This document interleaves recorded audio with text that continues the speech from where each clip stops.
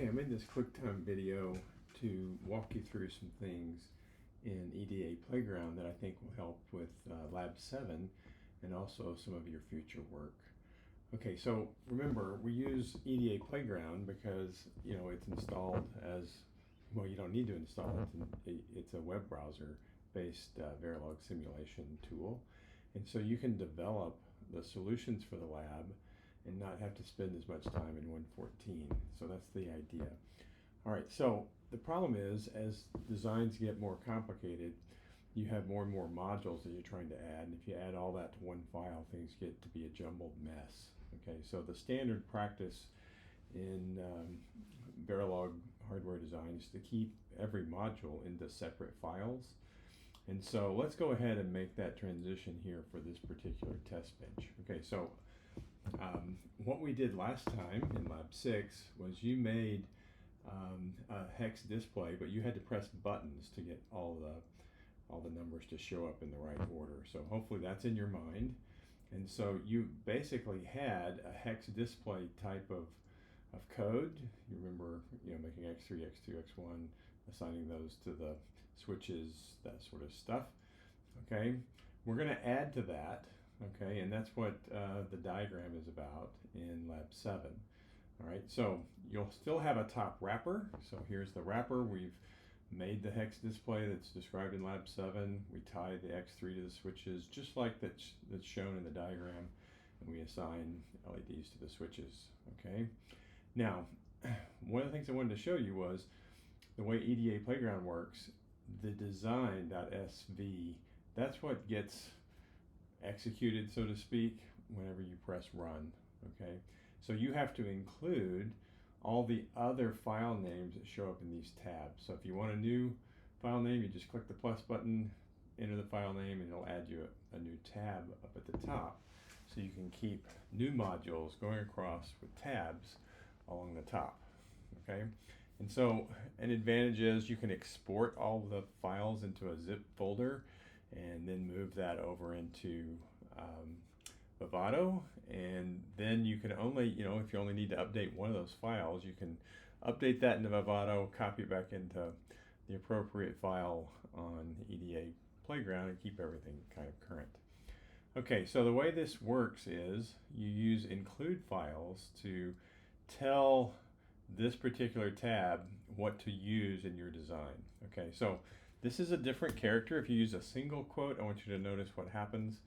It's kind of this purpley color font, okay, because you use the wrong type of quote. So this is underneath the tilde key on a Mac keyboard. I'm sure it's about the same on the Windows. And you hit this sort of open single quote key, and that's the keyword that says, all right, include, and then you have to have the file name in double quotes. All right, so I don't have anything commented out here because I need all these modules in the design. Okay, so it's nice and clean. I want to work on the top. I can see just the top. If I want to work on just the display, as is shown in that diagram, I can pull that up and I can see it. Okay, so that's one tip. All right, another tip is we haven't talked a lot about passing parameters into different modules, but you're going to need to do that for this particular lab, because note the counter module, you're going to need a different value for the counter for the simulation versus the real-time operation. So in the real-time operation, the clock is running at 100 megahertz, so everything is going pretty fast, and hopefully you've done the calculation on how many bits you need. The answer is, by the way, much bigger than 5. Okay, so the reason we put 5 here is that the number that you have to go through for the counter is pretty large, and so you don't want to have to waste simulation time, so to speak, by going through all those count values that do nothing. All right, so for the simulation part, you want to be able to switch that to 5, and if you wanted to go to a bigger counter, 10, you'll need even bigger than that for the hardware simulation to make the display run correctly. But you can change that easily within the code to make your simulation run. And then when it's time to run it on hardware, you have to switch that back. Okay, so that's passing something by parameters. The format for that is a pound sign with a open and closed parentheses, and then you put dot in, the variable we're passing is in, and then the value is in parentheses. Okay, so I wanted to point that out to you. The other thing I wanted to point out is it's a good idea to add the hex display equivalent on the 7-segment code so that you'll know which digit you're looking at. For example, if I'm trying to display a 0, I'm expecting to see hex value 40. If I want to see a 1, I'm expecting a hex value of 79 based on the 7-segment pattern. Okay, so the reason I mentioned that is I wanted to run this simulation. So notice on the test bench side, I've also separated things out into headers. Okay, but normally on a test bench, you don't want to run both headers at the same time. Okay, so with this, you can comment out the one that you don't want to run. Okay, and I think in the past we've kind of worked around this problem by commenting out whole test benches. If you use include statements, you can just use one comment line, choose the test bench that you want to do, and make that happen. Okay, so we're going to do hex top test bench, and I want to walk you through the details on that. Okay, so hex top test bench, it's a test bench, so we don't need to have input parameters, but we do need to figure out what are we going to try to control. So the way this thing works is we're going to set the switch values to the thing we want to display, and then we're going to press button C. Button C will reset everything and make it go. All right. The other thing that you need, though, to make this all work is a system clock. Okay, so that's built into the Vivado board, but with a simulation, you have to simulate the system clock to make that all work. Okay, and then on the test top bench, the outputs are wires, so we have the 7-segment displays, the LEDs, and the anodes. Okay, so you've done this drill before. You instantiate the whole top hex top module, and then you have an always block that will take care of the clock. All right, so every 5 clock ticks, this is going to invert the clock with an initial value of 0, so you're making the clock in simulation. So that has to be there or nothing will run.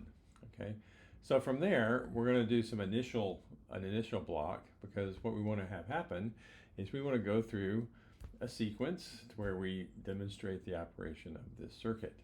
So initial, and then we have a begin, and then we end that initial block down here. Oops, we end it right here. Okay, and what I'm going to do with that is I'm going to put a delay. All right, and we got the clock going. I put a delay in here, and I put the button C up to a 1, and then right back down to 0 with only a single time tick delay after that. Okay, so that's going to be long enough, and we essentially simulated the pressing of the button C to reset the flip-flops that are in the counters, and then go. All right, so that's what this piece of code is for. All right, from there we want to capture what happens with the outputs. Okay, so we've already set, well, we're going to need to set the switches, and then we want to see what happens with the anodes, the 7-segment displays, and the LEDs. All right, so I'm going to set the switch values to 1, 2, 3, 4, and then I'm going to let the simulation run. Okay, so I think I have that's a mistake. Okay, that needs to be there so that it runs a certain period of time. Okay, and I don't need as much time there for getting started. Okay, so I'm going to run this simulation real quick, and it's going to pop up a waveform. That's a default. Take that off. Pop up a waveform. Okay, so I wanted to show you what to expect to see. I've got a problem with this. Save it and run it again.